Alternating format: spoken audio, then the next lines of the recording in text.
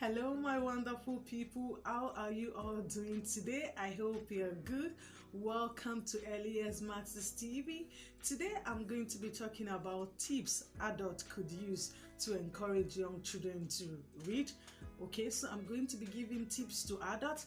Perhaps if you're a parent, if you're a guardian, or if you're a teacher of young children. So I'm going to be giving some few tips on how you could encourage young children to read. Okay, so I know, especially from the period of birth to 6 years, it is sometimes, challenging to get young children to read. Okay, so you need to motivate this group of children to read if you want them to read. Okay, and like my everyday saying is catch them young. Okay, so the period from birth to 6 years is a crucial period in the life of this group of children, because according to research, anything that this group of children learn during this age, it goes with them throughout their lifespan. Okay, so it is very important that you as the adult encourage young children to read, because if you look at, for instance, everyday activity has to do with reading. Okay, so we need to encourage this group of children to be able to read. Okay, so I'm going to be giving few tips. Okay, so the first way to go about encouraging young children to read is if you are an expectant parent. Okay, so whether you're the mom or the dad of the unborn child, you have to start to read for the child. Okay, so you might be wondering that this might sound funny. Okay, the child is not yet out, how will I be reading to a child? This is uncalled for, this is unheard.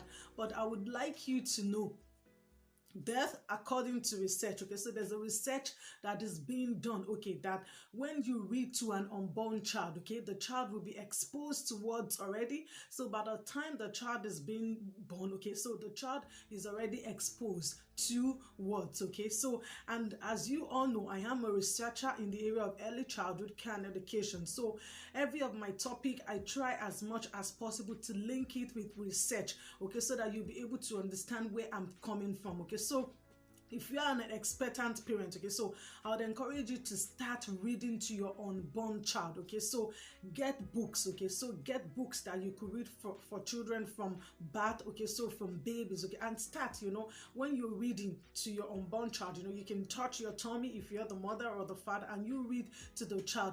This has proved to be effective. Okay, so I would encourage you to try this. Okay, so get few books. Okay, from birth. Okay, so start to read to your unborn child, and while you're doing this, your child will be exposed to words already, because they hear you speak. And children, they can listen to you, when you and during the stage of pregnancy. And how do I know this? Because I am a mother of myself, I'm talking from experience.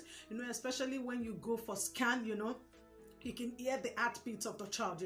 They test the child and you can hear the heartbeat of the child. So what does that imply? It implies that the children will listen to you. Okay, the child or the children, okay, during the stage of pregnancy, okay, they listen to you. Okay, so that's for the expectant parent. Okay, so the first way to go about encouraging children to read, if you're an expectant parent, is start to read to your child. Okay, start to read to your unborn child, so that by the time this child is out, okay, they'll be exposed to words already. Okay, so if you're a parent of young children already, okay, so this is now back to parents of young children. Okay, so you need to expose these children to words. Okay, so, and how can you expose this group of children to reading? Make reading an everyday habit in your home. Okay, so you as the parent, okay, or you as the guardian, or you as the teacher of young children, you need to make reading an everyday activity if you want to encourage this group of children to read. Okay, so, and in my previous video I talked about routine in the early years. I'm going to leave the link down below so that you can check it. Okay, so in relation to routine, timing is very crucial. Timing is very important. Okay, so if you want to encourage young children to read, okay, you need to create a time.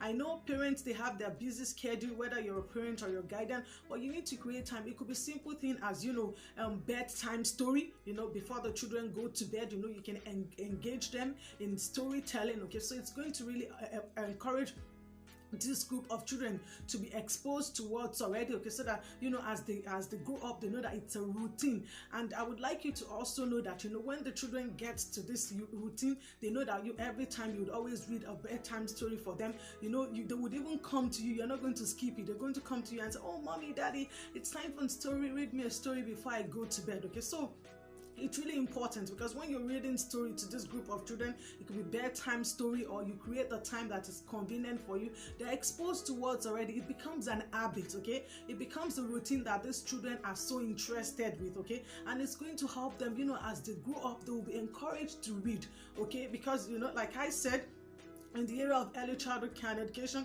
children will pick up everything from the environment without you even saying it to them. They will pick it up. So when children know that they're already exposed to reading, that their environment encourage them or facilitate reading, they'll be used to reading, they'll be interested in reading. Okay, so the first tip is, if you are a parent, okay, so try to create the timing, okay, that you'll be able to engage these children in reading, okay, so that they will be well used to reading as well, okay.